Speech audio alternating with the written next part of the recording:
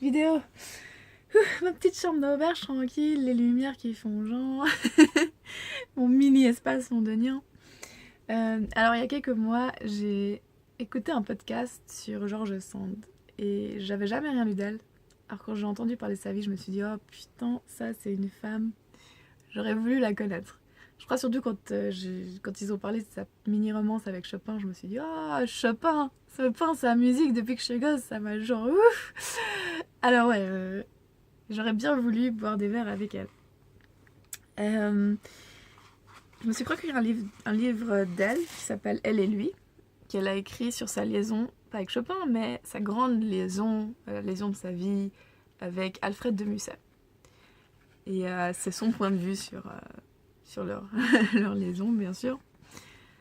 Et j'ai juste lu le premier chapitre, mais juste le premier chapitre, je me suis dit oh putain, il y a tellement de trucs qu'on peut en retirer. Alors, pas. Enfin, oui, la littérature, tout ça, machin, mais moi, ce qui m'intéresse en ce moment, c'est tout ce qui est coaching, développement personnel. Et juste dans le premier chapitre, écrit par cette femme 19e, il y a trop de trucs à retirer. Alors, j'ai pris 5 points et je vais vous les partager parce que c'est fun. Le premier.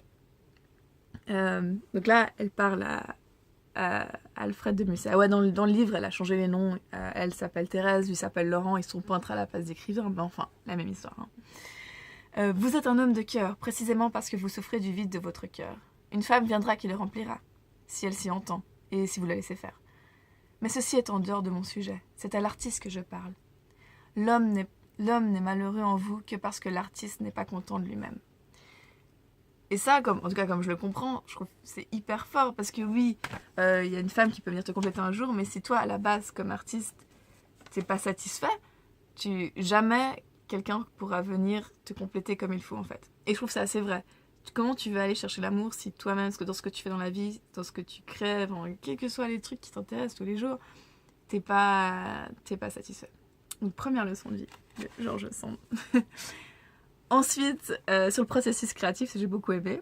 Là, c'est Laurent qui va comparer le sien à Thérèse. En fait, il reproche à Thérèse tu vois, c'est une travailleuse. Tu vois, elle travaille des heures.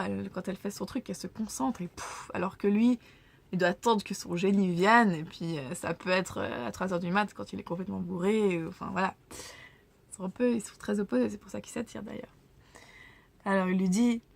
je ne sais pas, comme vous, être attentif et calme pendant 6 heures de travail, faire un tour de jardin en jetant du pain aux moineaux, recommencer à travailler pendant 4 heures et ensuite sourire le soir à 2 ou 3 importants tels que moi, par exemple, en attendant l'heure du sommeil. Il dit non, mon sommeil à moi est mauvais, mes promenades sont agitées, mon travail est fiévreux, l'invention me trouble et me fait trembler. L'exécution, toujours trop lente à mon gré, me donne d'effroyables battements de cœur, et c'est en pleurant et en me retenant de crier que j'accouche d'une idée qui m'enivre, mais dont je suis mortellement honteux et dégoûté le lendemain matin. Ah bah après ça continue un peu, et ensuite il dit « Et voilà comment ma vie se passe quand je me laisse dominer par ce genre d'artiste qui est en moi.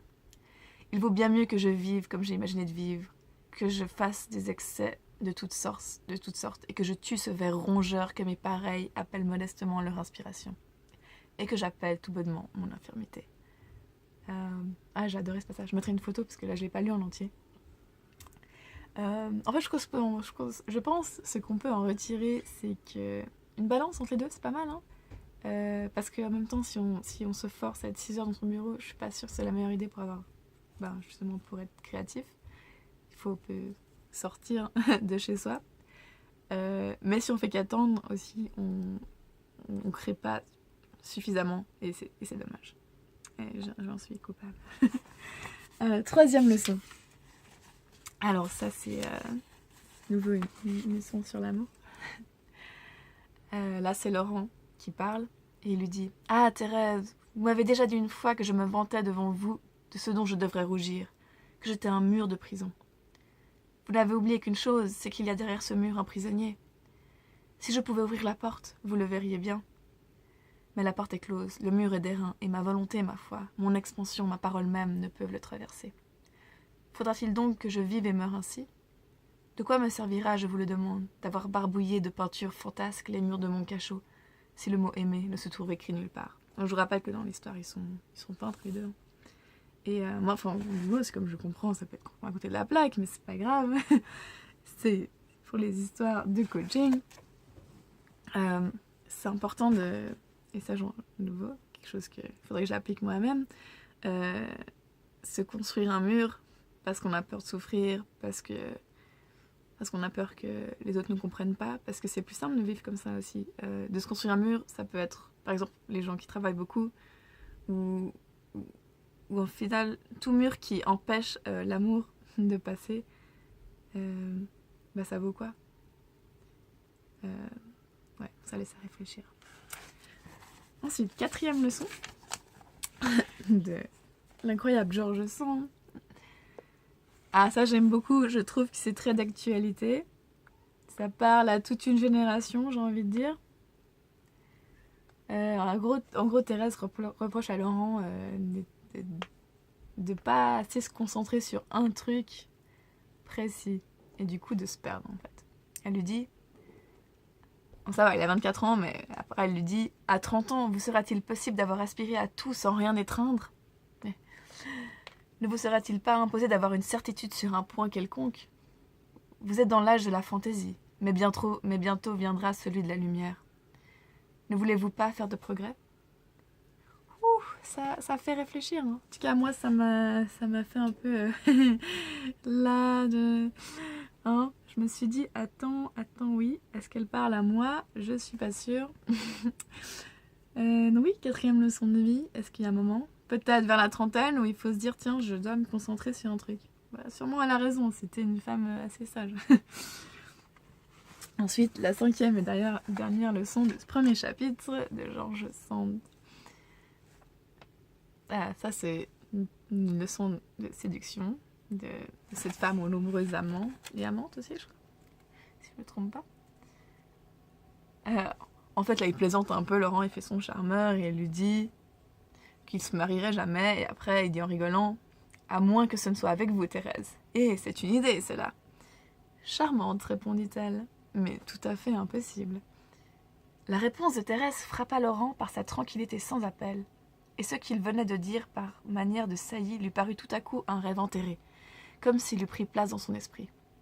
Ce puissant et malheureux esprit était ainsi fait que pour désirer quelque chose, il lui suffisait du mot « impossible ». Et c'est justement ce mot-là que Thérèse venait de dire. Que pour désirer quelque chose, il lui suffisait du mot « impossible ». C'est pas vrai, ça. C'est pas tellement vrai dans l'amour. Toi, quand on te dit non, je veux dire, ça va pas être possible entre nous, à la base, tu voulais pas, mais d'un coup, tu dis attends, c'est... Non. Mais pourquoi? Là, maintenant, tu le dis, bah non, maintenant, ça m'intéresse. Ouais. Donc, la 5e et dernière leçon de séduction de George Sand. Dites à quelqu'un que c'est impossible avec cette personne et elle reviendra vers vous en courant. C'était donc les 5 leçons de vie, coaching de vie mélangé à un livre peu connu apparemment de George Sand, Elle et lui.